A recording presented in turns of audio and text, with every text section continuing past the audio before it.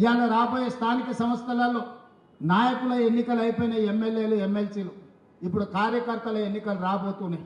కార్యకర్తల ఎన్నికల్లో ఎవరైతే కష్టపడతారో, కార్యకర్తలను కష్టపడి ఎవరైతే గెలిపించుకుంటారో వాళ్ళు తిరిగి నాయకులుగా రాష్ట్ర స్థాయికి ఎదుగుతారు. అందుకే ఈరోజు పార్టీ నిర్మాణంలో భాగస్వాములు కావాలి.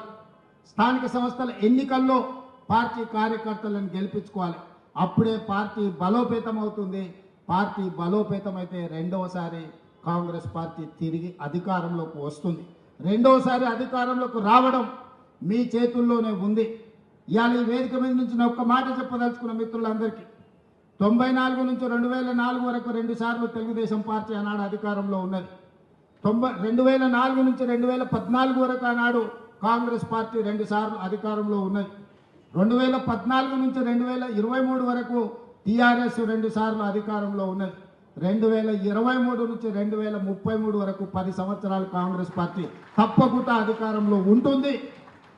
ఈరోజు ఎవరెవరైతే పార్టీ కోసం పనిచేస్తారో ఈ 10 సంవత్సరాలలో మిమ్మల్ని కాపాడుకున్న బాధ్యత పార్టీ తీసుకుంటుంది. మీనాక్షి నటరాజన్ గారు తీసుకుంటారు. ఈరోజు పార్టీ